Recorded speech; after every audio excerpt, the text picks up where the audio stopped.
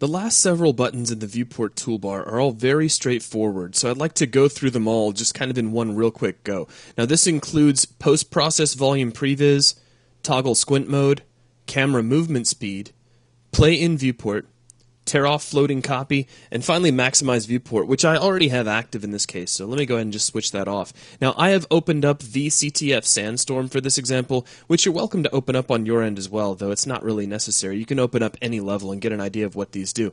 Now the first button is post-process volume previs.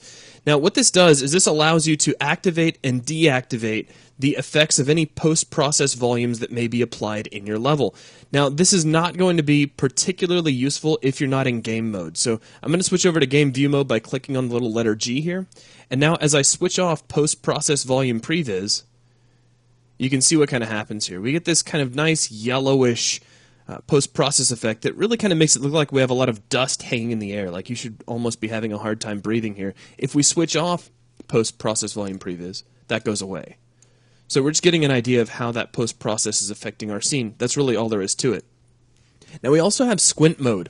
Squint mode is just a way for you to see what your level would look like if you were squinting your eyes. This is really good if you're trying to get an idea of the overall color and tone of your level.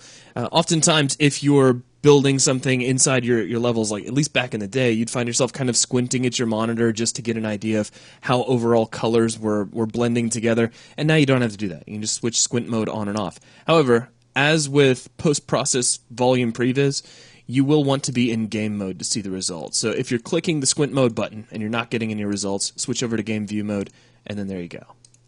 Now next to this, we have the camera movement speed button.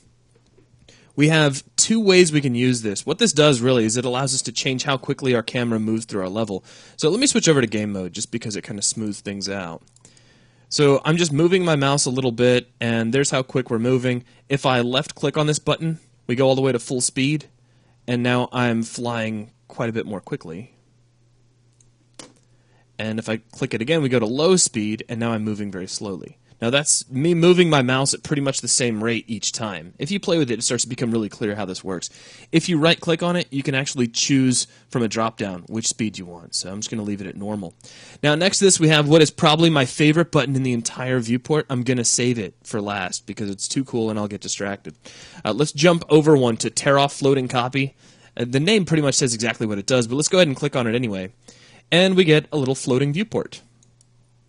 So if you want a separate copy, you can drag this over to a separate monitor, or if you've got like a browser window up and you also want to be able to see a viewport, these tear-off windows can be very handy. When you're done, just close them and they go away.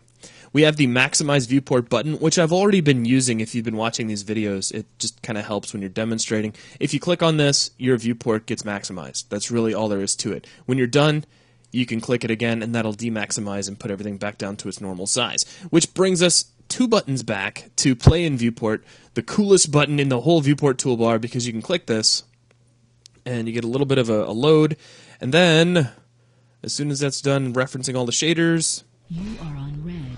We can actually play the game right here inside the viewport, which as far as I'm concerned is just one of the coolest things ever. So if you really want an idea of how your level is playing, how your game is working out, then you can test it right here inside the viewport without having to do anything special. So that, I think, wraps up all of the remaining buttons for the viewport toolbar, and that will also wrap up this video. Thanks.